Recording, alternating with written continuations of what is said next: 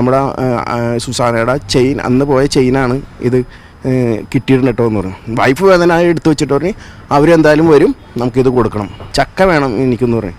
ഞാൻ ശരി, ചക്കയുടെ കൂട്ടത്തിൽ ഞാൻ വേറൊരു സർപ്രൈസും കൂടി തരാട്ടോ എന്ന് പറയും. ഇനി ഒരാളെ പരിചയപ്പെടുത്താം. അദ്ദേഹം ഒരു ഓട്ടോ ഡ്രൈവറാണ്. ഇദ്ദേഹത്തിന് ഒരു സ്വർണ്ണ മാല കളഞ്ഞു കെട്ടിയായിരുന്നു. ഈ മാല ഉടമയെ ഏൽപ്പിക്കാനായിട്ട് അദ്ദേഹം കാത്തിരുന്നത് 3 വർഷമാണ് കേട്ടോ. തൻ്റെ വാഹനത്തിൽ കയറുന്ന യാത്രക്കാരെല്ലാവരും മുഹമ്മദ് ജസീറിന് സ്വന്തം കുടുംബമാണ്.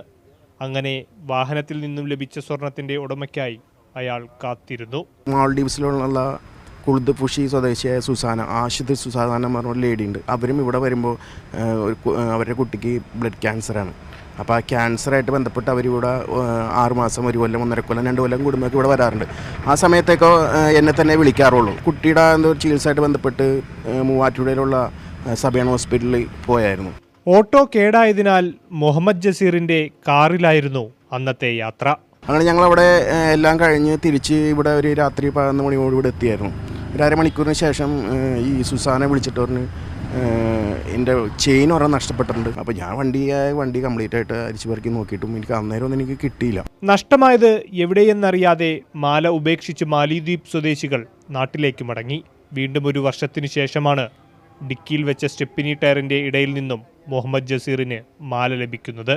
ബന്ധപ്പെടാൻ നമ്പർ ഇല്ലാതിരുന്നതിനാൽ വിവരമപ്പോൾ ഉടമയെ അറിയിക്കാൻ സാധിച്ചില്ല.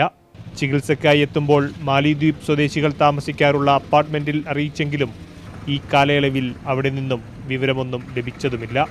കേരളത്തിലെത്തിയാൽ വിളിക്കുമെന്നത് മാത്രമായിരുന്നു പ്രതീക്ഷ.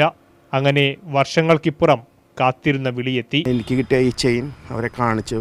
അവർ ഭയങ്കര സന്തോഷം. കാരണം അവർ ഉപേക്ഷിച്ച് പോയി, അവർ മറന്നുപോയ കേസാണ്. അപ്പോൾ അവർ ഈ എൻ്റെ സ്വർണ്ണത്തോടുണ്ടത് അത് ഞാൻ കാണിച്ചപ്പോൾ അവർക്ക് എന്തെന്നില്ലാത്തൊരു സന്തോഷം. അന്യരുടെ ഒന്നും ആഗ്രഹിക്കാനോ എടുക്കാനോ പാടില്ല എന്ന് പിതാവ് പകർന്നു നൽകിയ പാഠമാണ് മുഹമ്മദ് ജസീറിനെ മുന്നോട്ട് നയിക്കുന്നത്.